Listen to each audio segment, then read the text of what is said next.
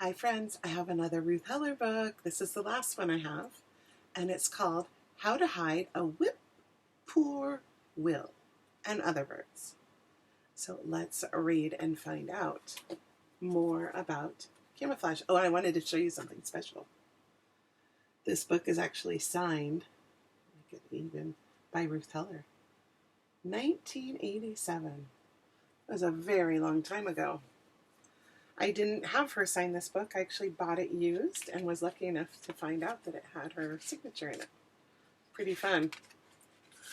So let's read again about our camouflage. If you take a careful look, you'll see how creatures in this book are camouflaged and out of view, although they're right in front of you. And again, this is How to Hide a Whip Poor Will and Other Birds.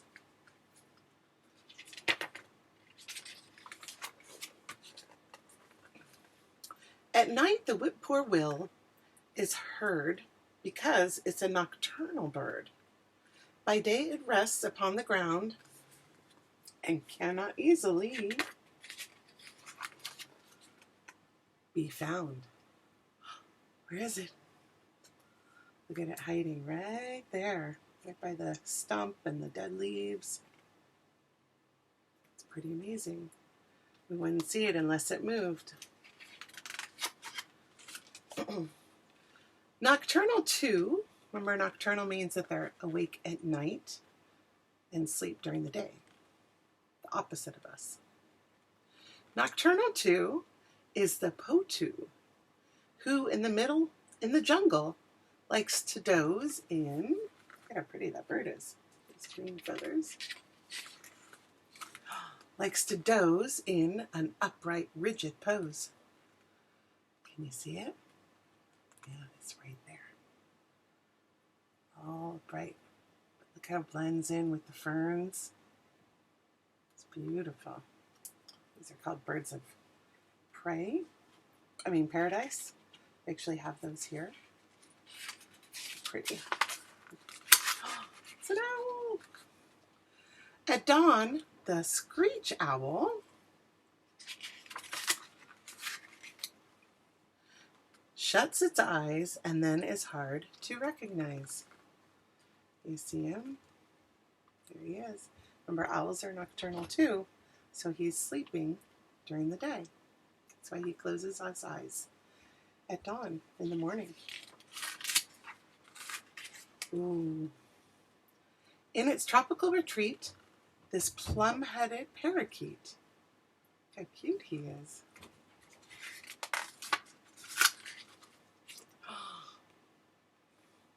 He's discreet. That means he's not obvious. Look at him. His head is the purple color, the plum color. And then his body is kind of yellow and green like the leaves around him. The foliage. Beautiful.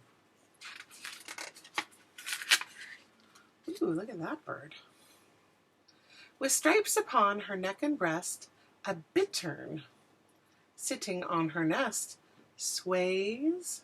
Sways means moves with the flow. Sways with the reeds as they are blowing. Oh my goodness, wow. So that she is barely showing. Can you see her? There she is. There's her eye and her beak. Wow. So she sways with the reeds, right? She looks just like the reeds that are swaying with the wind. Amazing. Oh, ducks. When seen beside her ornate mate, right? See, this is the male duck, and he's got all the beautiful plumage. Those are feathers. They're pretty. So this wood duck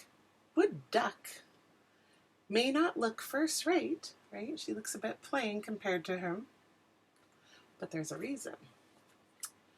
But while all eyes are watching him,